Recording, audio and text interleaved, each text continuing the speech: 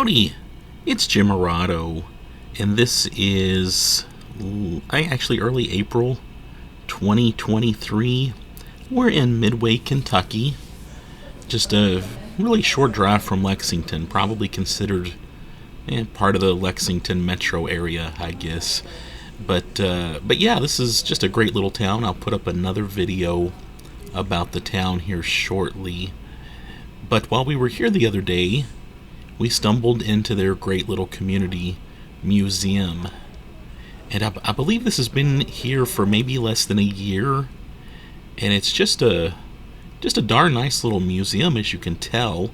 Lots of information about the town's history and what's gone on in town and the area.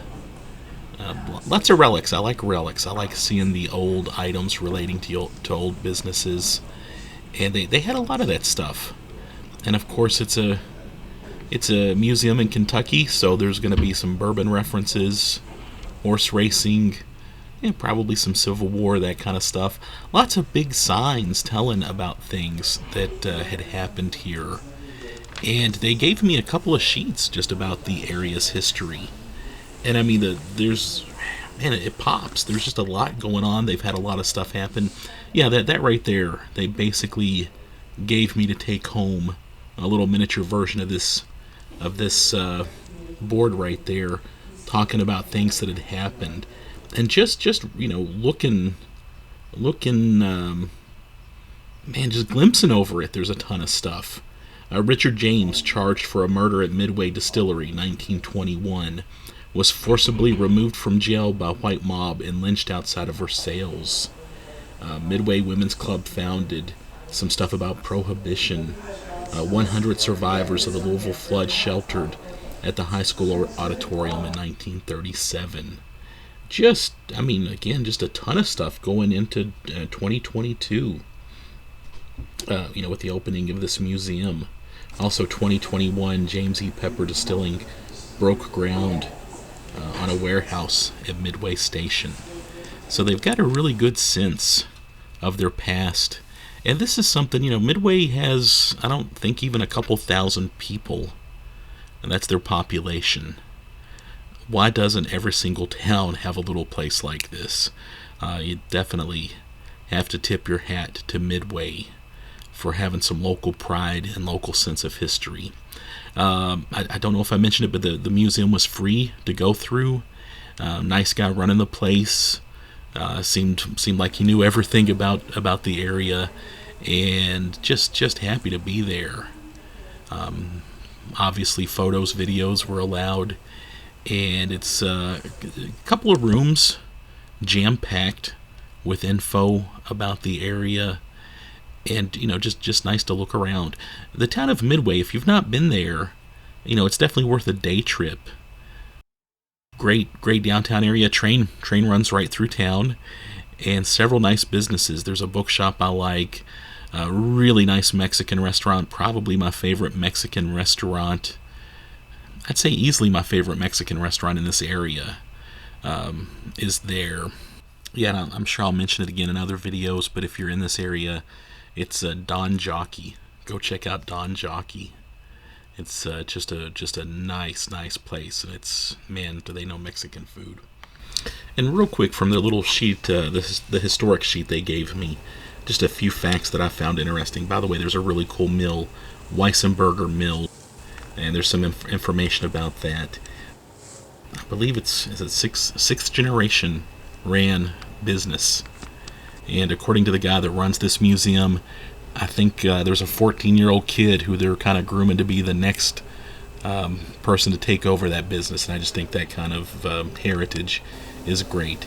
I filmed the mill, and I'll put up another video later.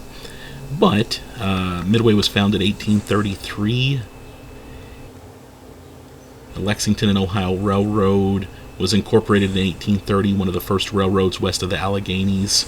And it opened in 1832. 1835, they bought John Francisco's farm containing 216 acres. And basically that's part of the reason and how the town popped up. Lee Cole Tavern, the tavern at Nuggets Crossroads near Midway on the old Frankfort Pike, dates to the 1870s, 1890s. The first stagecoach stop was established here in 1804, and Jesse James' mother, Zerelda Cole James, was born in the tavern. Lots of Jesse James connections around here. The Civil War in Midway. 3 noteworthy events took place in Midway. During the July 1862 First Kentucky Raid, John Hunt Morgan's raiders took over the Midway Telegraph, and according to his biographer, was one of the first in military history to tap into enemy telegraph lines and intercept messages and insert imitative communications of deception.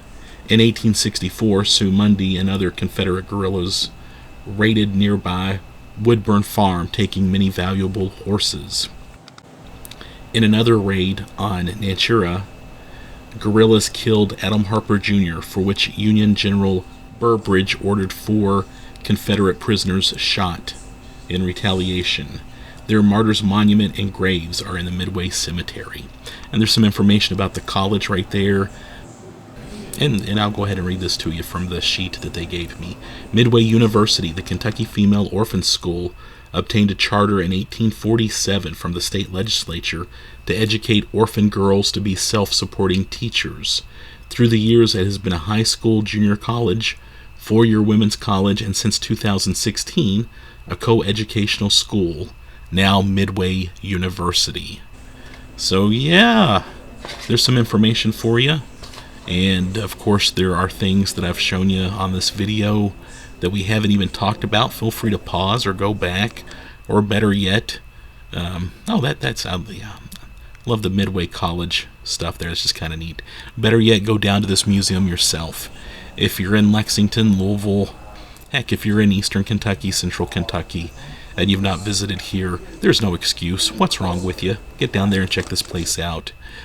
Again, lots of cool little shops and businesses, and they've got this great little museum. And if you're like me and you just like to get in your car and drive nowhere in particular, there's some great little country back roads right through here too. So this is just a great little area, and I wanted to give them a quick look at the museum. Like I said, I'll put up another video just driving around town and about the mill.